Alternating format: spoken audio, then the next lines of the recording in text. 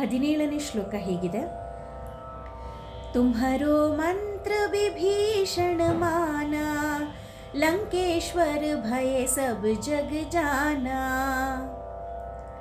ಈ ಶ್ಲೋಕದಲ್ಲಿ ತುಳಸಿದಾಸರು ಆಂಜನೇಯನಿಗೆ ಹೇಳ್ತಾರೆ, ನಿನ್ನ ಹಿತೋಪದೇಶಗಳನ್ನು ವಿಭೀಷಣನು ಮೆಚ್ಚಿ ಅದರಂತೆ ನಡೆದುಕೊಂಡು ಶ್ರೀರಾಮನಲ್ಲಿ ಶರಣಾಗಿ ತತ್ಪರಿಣಾಮವಾಗಿ ಅಂದರೆ ಅದರ ಪರಿಣಾಮವಾಗಿ ಬಳಿಕ ವಿಭೀಷಣನು ಲಂಕಾಧೀಶನಾದದನ್ನು ಜಗತ್ತೆಲ್ಲ ಬಲ್ಲುದು.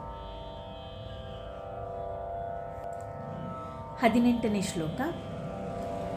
ಜುಗ ಸಹಸ್ರ ಜೋ ಜನ ಪರ ಭಾನು, ಲೀಲ್ಯೋ ತಾಹಿ ಮಧುರ ಫಲ ಜಾನು.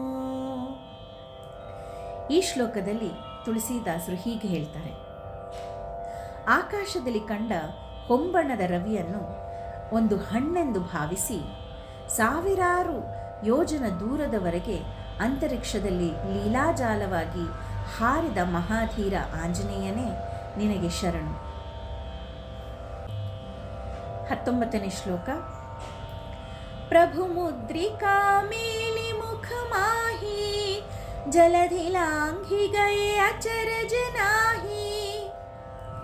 ಈ ಶ್ಲೋಕದಲ್ಲಿ ತುಳಸಿದಾಸರು ಹನುಮಂತನಿಗೆ ಹೇಳ್ತಾರೆ, ಶ್ರೀರಾಮಚಂದ್ರನು ನೀಡಿದಂತಹ ಮುದ್ರಿಕೆಯನ್ನು ನೀನು ಬಾಯಲ್ಲಿ ಇಟ್ಟುಕೊಂಡು ಸಮುದ್ರವನ್ನು ಅನಾಯಾಸವಾಗಿ ಹಾರಿ ದಾಟಿದೆ.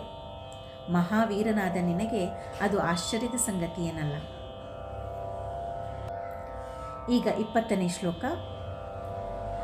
ದುರ್ಗಮ ಕಾಜ ಜಗತ್ ಕೆ ಜೇತೆ, ಸುಗಮಾನುಗ್ರಹ ತುಮ್ಹರೆ ತೇತೆ. ಈ ಶ್ಲೋಕದ ಅರ್ಥ, ಜಗತ್ತಿನಲ್ಲಿ ಎಷ್ಟೋ ಕಠಿಣ ಕಾರ್ಯಗಳಿದ್ದರೂ ಅವು ನಿನ್ನ ಅನುಗ್ರಹದಿಂದ ನಿನ್ನ ಭಕ್ತರಿಗೆ ಅಷ್ಟೇ ಸುಲಭ ಸಾಧ್ಯವಾಗುತ್ತದೆ. ಓ ಮಾರುತಾತ್ಮಜನೇ, ನಿನಗೆ ಅನಂತ ವಂದನೆಗಳು.